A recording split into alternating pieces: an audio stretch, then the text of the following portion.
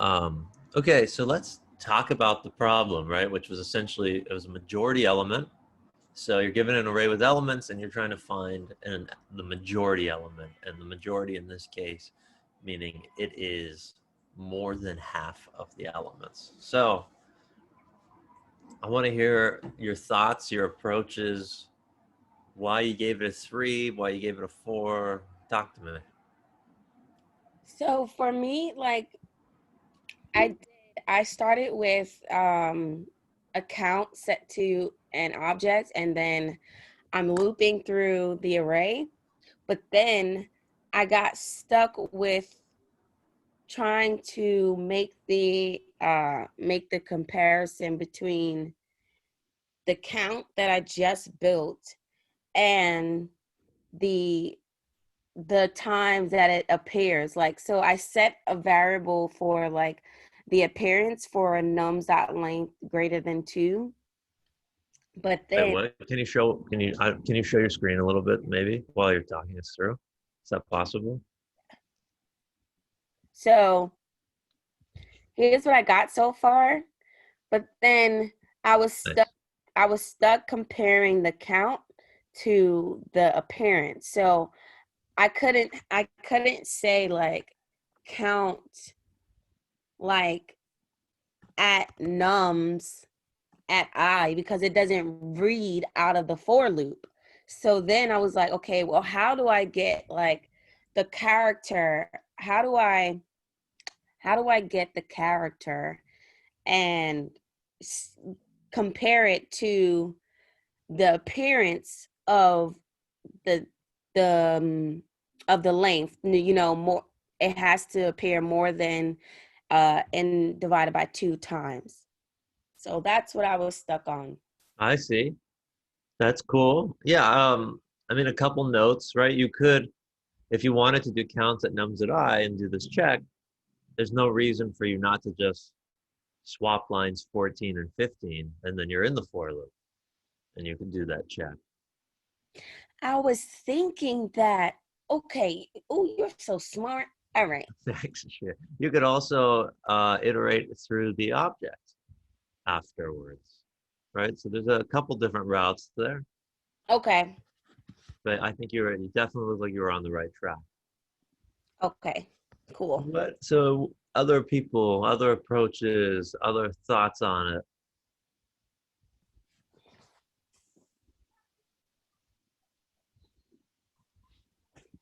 I'm still sort of working on it, but I can show you what I have now. If Sure. Yeah. Throw it up. Let's take a look. check this Look, out. see. All right, so I'm currently. I only got to like one test case, but I'm still adjusting it because it isn't correct.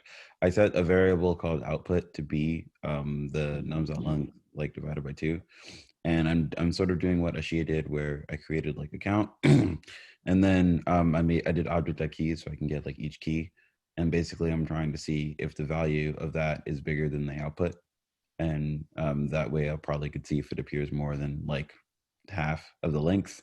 And if Yeah. that's the case, then I would just replace the output to be that num. But it only like I still need to adjust it. I think something needs to be adjusted because it didn't get past the really large test case. So Wonder why it didn't give you that one. How many elements are in this one? this test case here, this one has a lot of elements here. This one has 1, 2, 3, 4, 5, 6, 7, 8, 10, 11, 12, 13. 13, and how many ones? Ones, this four, this five, there's actually two. No, it was more. 1, 2, 3, 4, 5, 6, 7. Huh. Why? I wonder why yours isn't working. Does anybody see why? Maybe I need an else on 20 or something. I don't think so. Mm, I need to, because I think it's something to do with this. But I need to probably maybe have some kind of else statement. Interesting. Yeah. Doesn't look bad. But, huh. Can anybody else noticing like I know you're not doing math.floor. I don't know if that's gonna mess it up a little. Possibly, yeah. But if it's 7 and 13, I don't see the big deal. Oh, you just mean for output, like for line 6? yeah, Yeah, but I could give it a try. If you want me I to. don't know why that would make a difference. Yeah, because it theoretically kind of wouldn't. But let's just give this a try. Okay, I'm gonna do that, and then let's. Nope, nothing still. So I just want to go over some flow because this doesn't usually. Whenever I'm doing it for the class, we don't usually see it. Um, Okay, yep. so Marvin's stuck on the same output right now. And so instead of continuing to submit and to check on this output and like maybe submitting a ton of times, instead what Marvin can do is copy the input. Copy the right here. Oh, and use that as a. Click that. And then on the below there, you'll see the word test case where it says test case run code result debugger. Yes. And then you can put your own test cases in. Oh, that's kind of sick. And then hit run code. Run code. And so that is now the test. So like, because you shouldn't submit again until this test at least passed. Makes sense. Yeah. Because it keeps like, it kind of like, it doesn't really matter, but they do keep your stats on how often you like your submissions first. Oh, like, okay. Cool. It doesn't really matter, but yeah, it's just, you don't need to run a ton of tests every time. Just I didn't know you can adjust the test cases. I thought that was just like they were just letting you know what they used. That's cool. Yeah. So I'm not sure why yours isn't working. Yeah, but I'll keep working on it. Let me know when you figure it out. That's interesting. Anybody else? Any other approaches?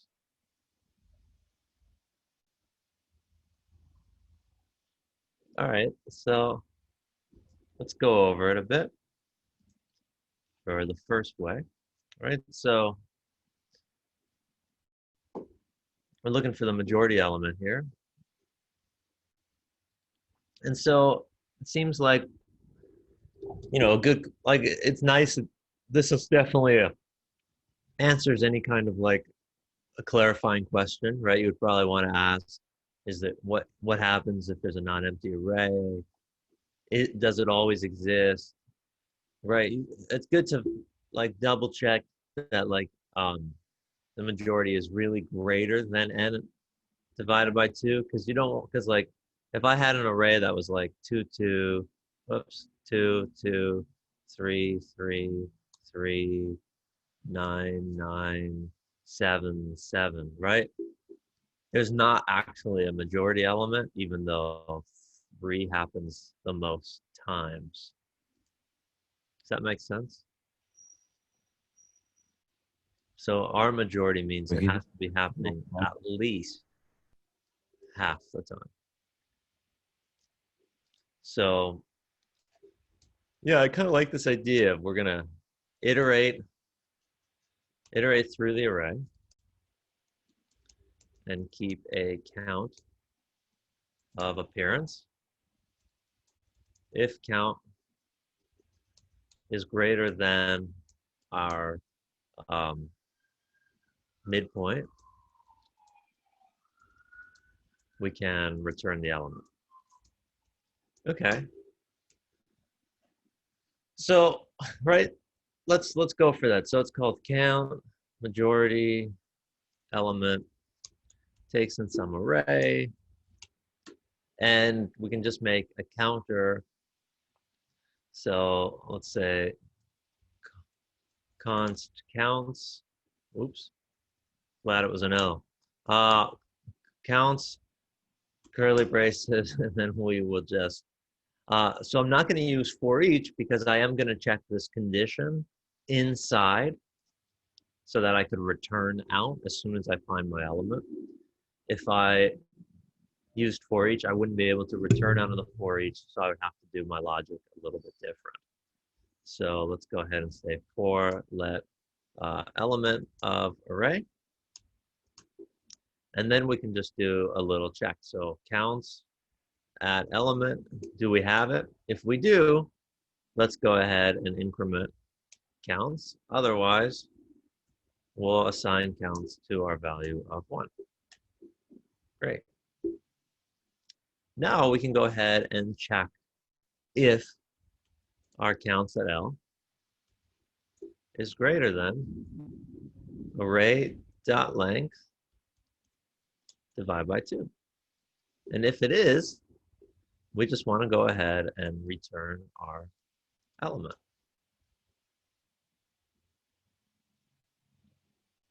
And I think that's all there is to it. Let's go ahead and check. So we'll go back to our code. We'll run our code, see what kind of bugs we might have. Looks like it passes this test case. Let's go ahead and submit it. And it works. And we go, okay, great. Not too crazy. Let's see if there's another approach that we could take. So I'm gonna just, well, I guess it doesn't matter, actually, because I'll just add it over here. Okay, so we have our majority counts one way. Can anybody think of a way to do this in constant space and slower time complexity?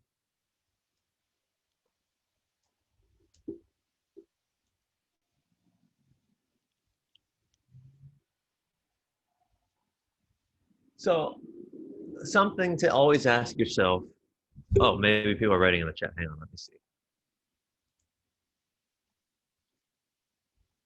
Someone says set, LOL. So a set is gonna not help our space complexity. It's a good idea, but in this problem, as soon as we add a set, we don't know how many elements are gonna go in there, and therefore we're already saying there could be n elements, and so we can't be confident that no matter what the size of the array is. So something we should always think about when we see an array problem, just as part of solving the problem. So when we see array problems, and maybe it helps, maybe it doesn't. Yeah, Henry knows. Always ask, would it be beneficial if it was sorted? Right? Sometimes yes, sometimes no. And it depends on your interviewer, because for this problem, it's probably better for something to run in n time than n log n time. But other times, sorting can really, like, sorting is the best speed. So, right, if this problem was sorted, so let's say I just sorted the array, takes in a callback, A, B, A minus B. If I sort this array, what do we know about the majority element? The majority element appears more than half. Appears more than half of the length of our array. Okay, yeah, that's true. It's got to appear at least one time. Where is it guaranteed to appear in the array? All right, so let's go ahead and sort this one. See if this helps us at all. 1, 1, 1, 2, 2. Our midpoint. Yes. So something you'll notice, and if the majority had been ones, then that would have been the midpoint, right? If we had all these, let's say we had another 0, 2, and we had to add a couple more ones, right? It's always going to be the midpoint. It's just kind of a weird, it's not kind of a little mathy, but right? So if it's always the midpoint, we can just return our array at math.floor array.length divided by 2. We go, okay, let's check this out. So I'll save it. Let's go check our work. Run the quick test. Get our 3. We'll run our submit. And we'll also get it. We see it's a little slower. But now this could be, depending on the type of merge we did, right? This could be constant. So this is n log n time and constant space, right? We're no longer requiring extra space. So if space was the biggest point, like concern for some reason, right? This problem all of a sudden is better than this problem, which uses n time and n space. Usually this answer would be better. So now the question is, can we do it in n time and constant space?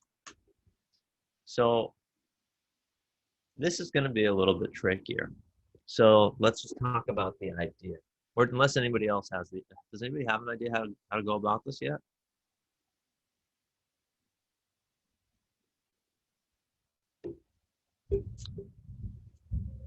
Okay, not yet.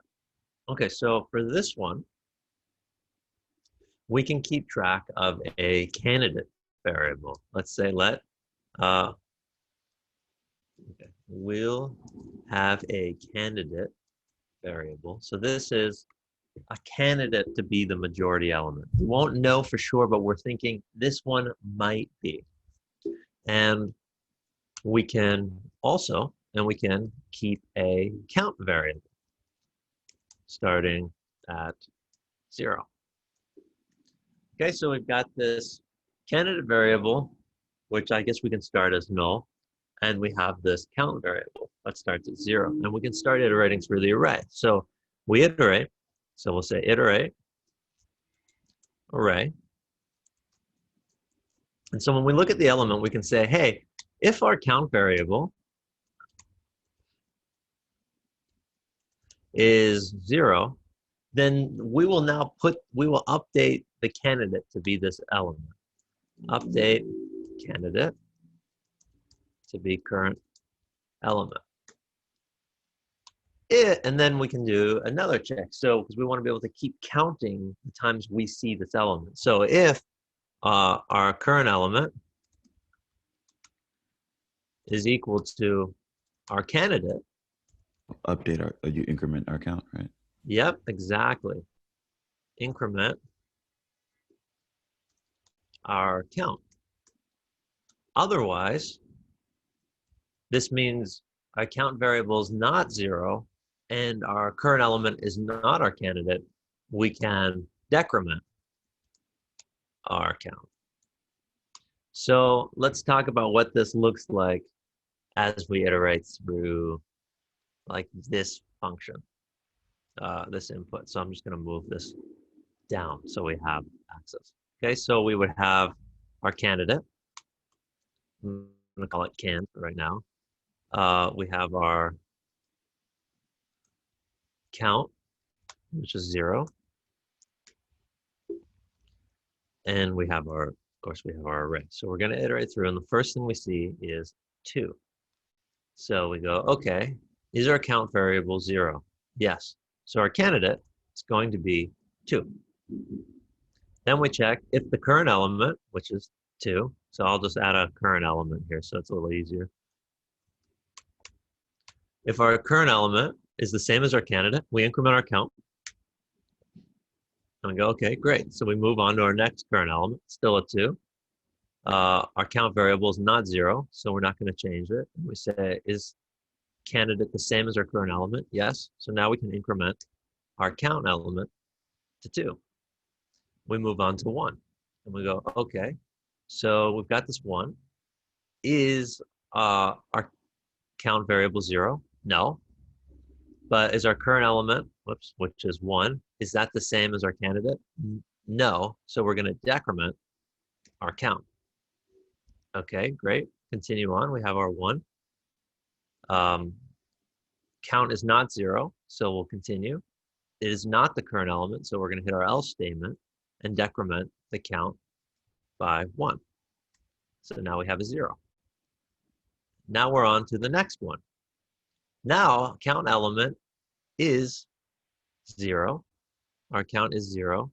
And so we're going to update our candidate to 1. And you'll notice where we are right now 1 is the majority element, right? If our array were to end right now.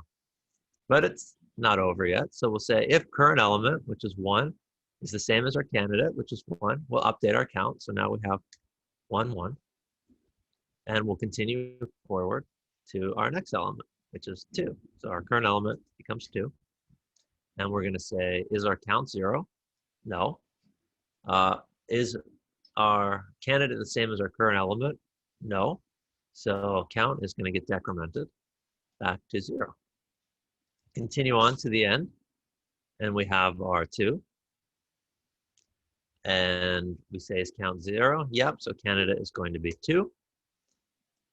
Is current element the same as our candidate? Yep, so current count is going to end as 1.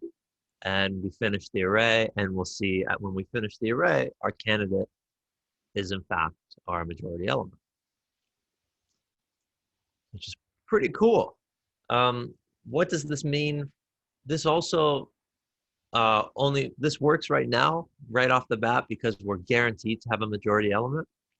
If we weren't guaranteed to have a majority element, like if the array was only this long, the 2, 2, 1, 1, 1, 2, you'll notice that the candidate was still the number 1, even though 1 wasn't the majority.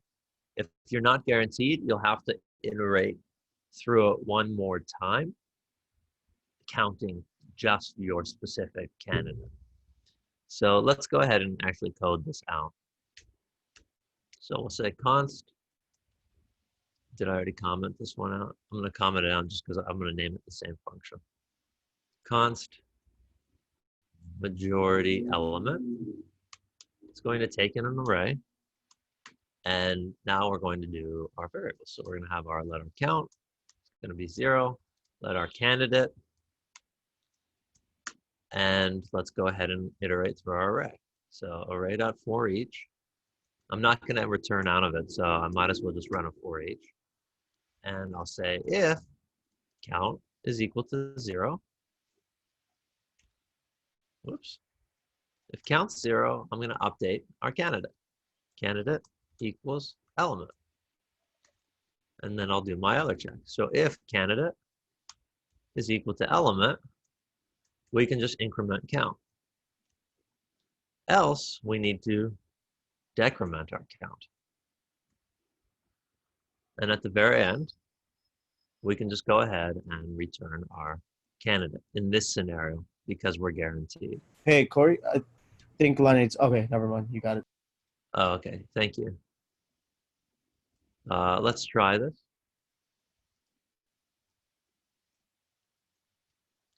Let's run it for any small errors first, and then we'll submit it. And we'll see that now it's 100% faster. It doesn't make any sense because it's still just end time and the memory is, you can kind of ignore most of these things, but this is now constant space and end time. Any questions on this algorithm? That's a cool way to do it. I didn't think of something like that. That's really cool. Right, yeah, I thought so too, thanks. Right, so in the event, so let's say we weren't guaranteed to have a majority element. Let's just go ahead and cover that scenario. It's pretty trivial, right? We have our candidate, so we'll just reset our count to 0.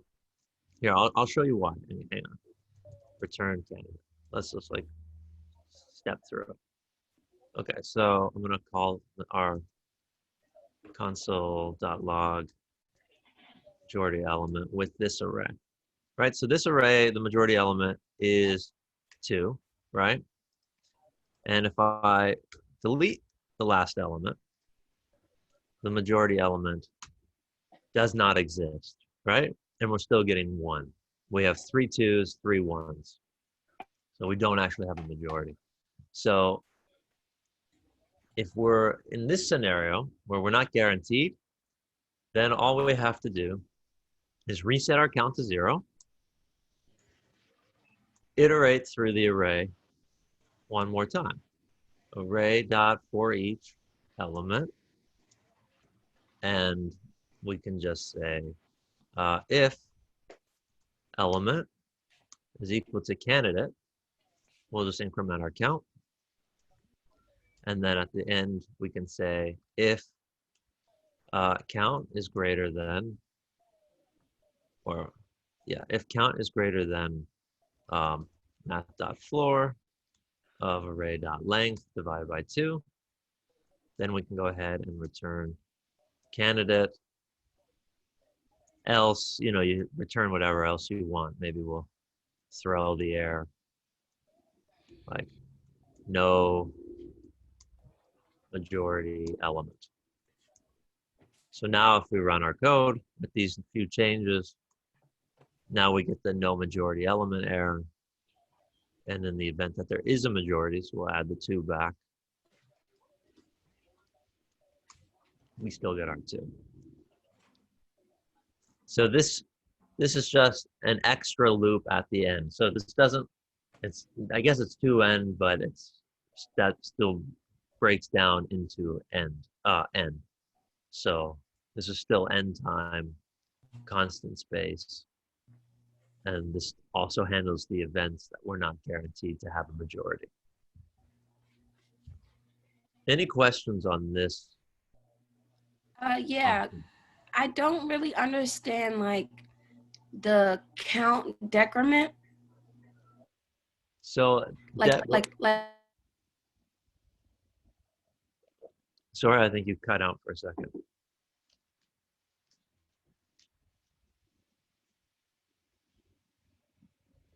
Are you still there, Shia?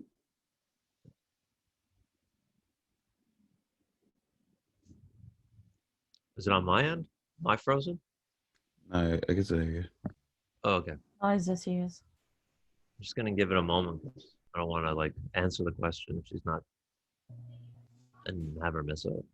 Can you guys hear me now? Yes. Okay. So I was a little, oh, fuck. What is going on? We can still hear you. Oh, shit. Sorry, guys. Okay.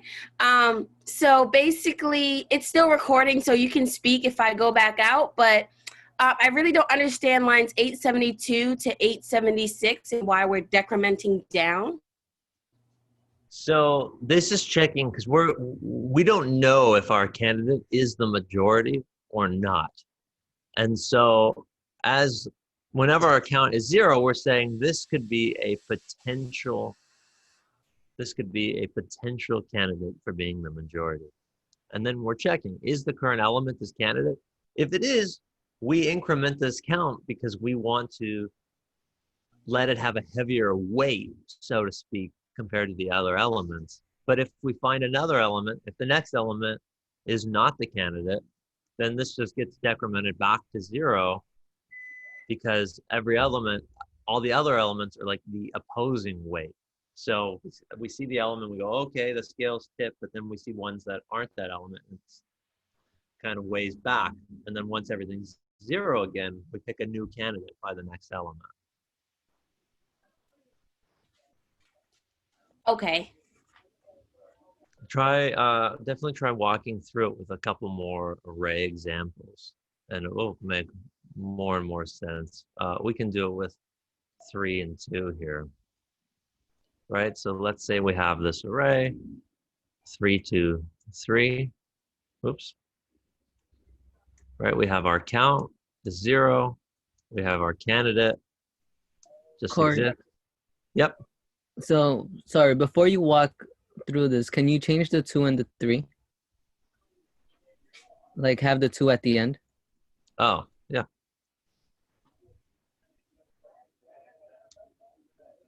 Like this? Yeah. Sure.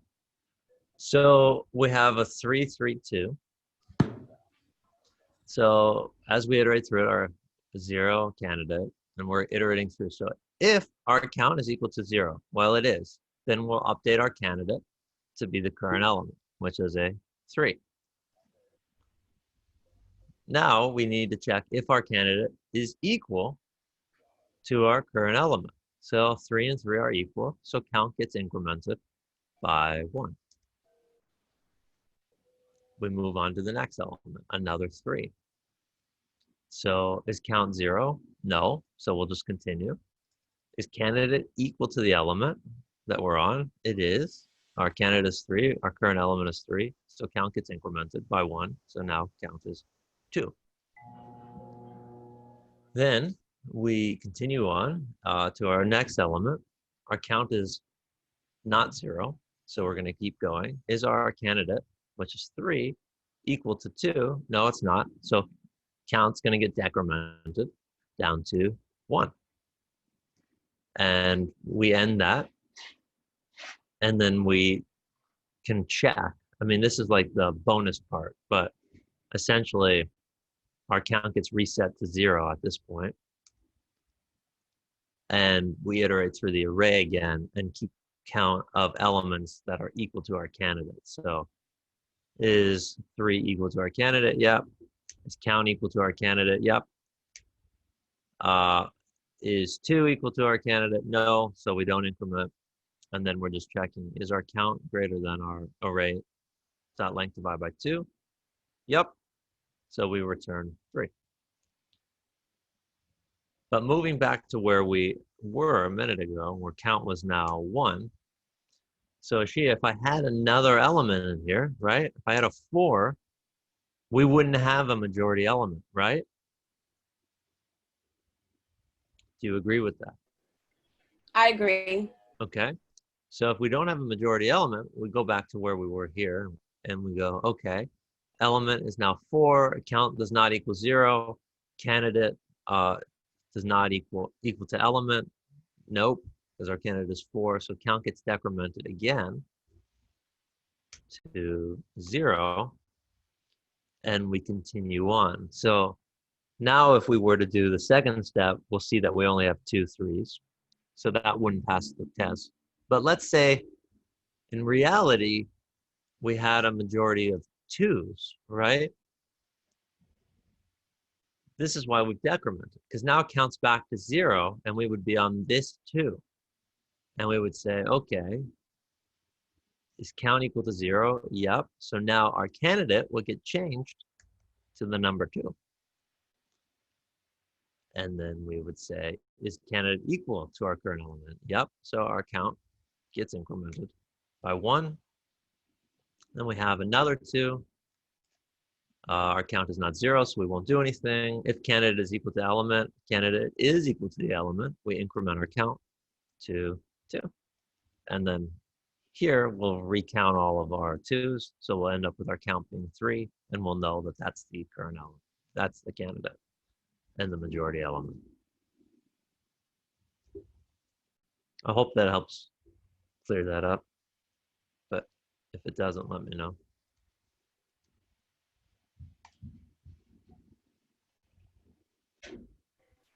Sorry, my the Zoom speaker's microphone keeps going in and out. But yeah, I think I understand it a little bit better. I'm gonna go through it again with some other arrays on my own time and just understand how the candidate L is working.